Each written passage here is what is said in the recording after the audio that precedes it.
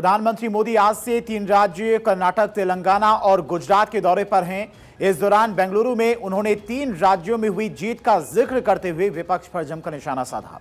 PM Modi ने केरल, तमिलनाडु में कांग्रेस की भूमिका पर सवाल उठाए और कहा कि इसका इतिहास धोखेबाजी और पलटी मारने का रहा है। देखिए,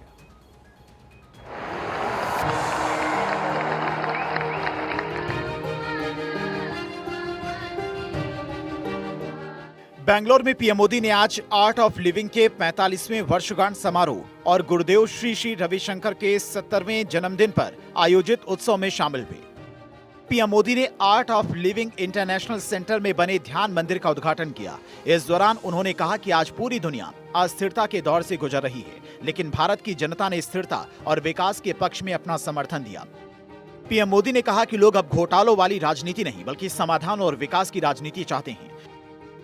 भारत की जनता कह रही है कि हमें स्पीड चाहिए, हमें स्कैम नहीं, सॉल्यूशंस चाहिए, हमें राष्ट्र नीति वाली राजनीति चाहिए। आज पूरा का पूरा देश भाजपा की राष्ट्र नीति के साथ कदम से कदम मिलाकर चल रहा है। पीएम मोदी ने बीजेपी और एनडीए की हाल की जीत का जिक्र करते हुए कहा कि देश भर में पार्टी को बड़ा समर्थन मिला है। उन्होंने कहा कि पुडुचेरी में लगातार दूसरी बार और असम में लगातार तीसरी बार एनडीए सरकार बनी है। पश्चिम बंगाल में भी बीजेपी को पहली बार इतना बड़ा जनादेश मिला है। पुडुचेरी में बीजेपी एनडीए की लगातार दूसरी बार सरकार बन रही है। आपको याद होगा, सिर्फ 10 साल पहले, यानी पिछले एक चुनाव के पहले, बंगाल में हमारे सिर्फ 3 एमएलए थे।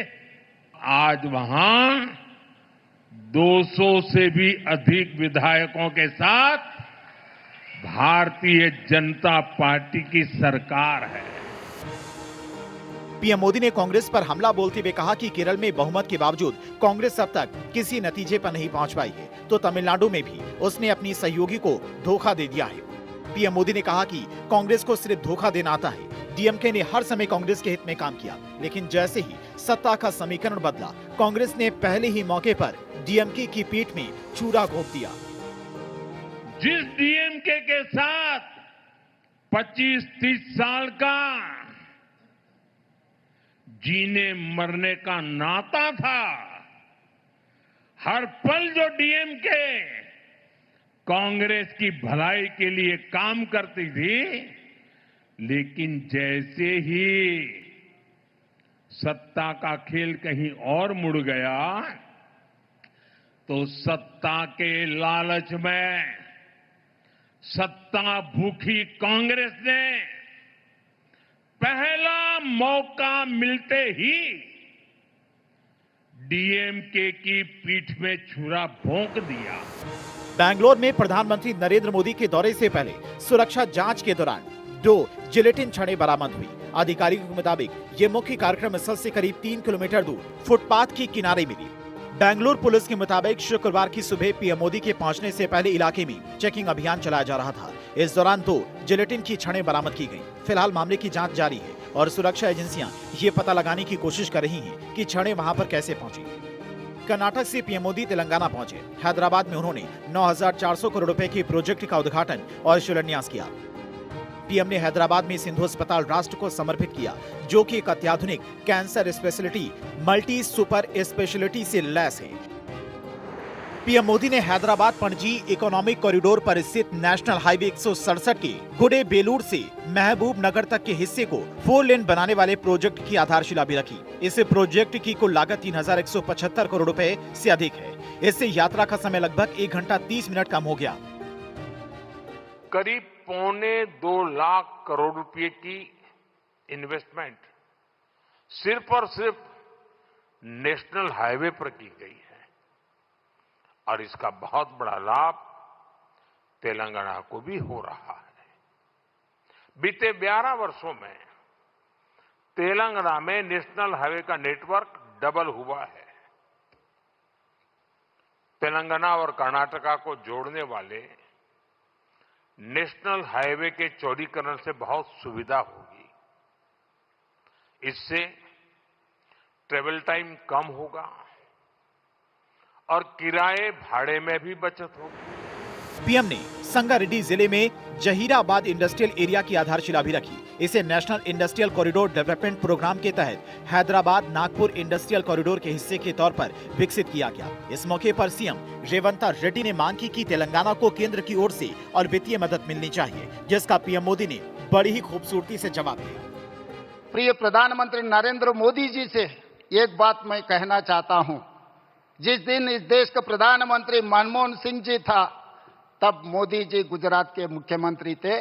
10 साल में गुजरात मॉडल इन्होंने बनाया इस देश के लिए।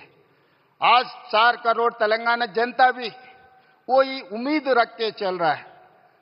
जब मोदी जी इस देश का प्रधानमंत्री है, लोग मेरे ऊपर उम्मीद रखा है आने वाले 10 साल में तेलंगाना मॉडल बना के 2034 $1 ट्रिलियन इकोनॉमी रीच करने के लिए। अब हमारे रेवंता जी ने कहा था कि हाँ, हम पॉलिटिकल बात नहीं करेंगे, तो मैं भी नहीं करूंगा। और इसलिए नॉन पॉलिटिकल बात मैं रेवंता जी से कहूंगा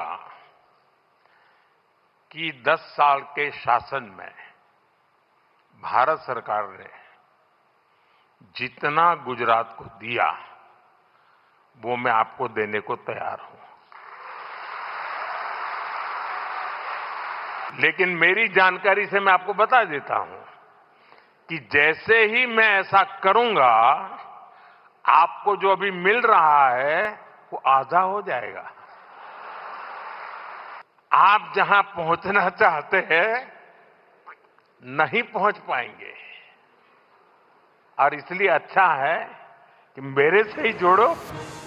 पीएम मोदी ने वारंगल में पीएम मित्र पार्क का उद्घाटन किया। इसे काकतीय मेगा टेक्सटाइल पार्क के नाम से भी जाना जाता है। लगभग 1700 करोड़ रुपए की अनुमानित लागत से विकसित ये भारत का पहला पूरी तरह से काम करने वाला पीएम मित्रा पार्क है।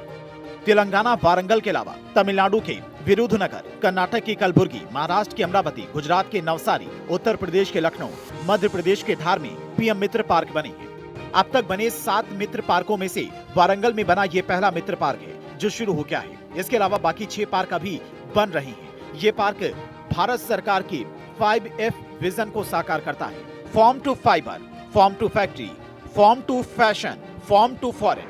पीएम मोदी आज शाम ही गुजरात के जामनगर पहुंच जाएंगे, जहां पर 11 मई को वो सोमनाथ मंदिर में सोमनाथ अमृत महोत्सव में शामिल होंगे। बाद में वे वडोदरा जाएंगे, जहां पर सरदार धाम हॉस्टल का उद्घाटन करेंगे। यहां एक जनसभा को भी संबोधित करेंगे। Bureau report, Bharat 24।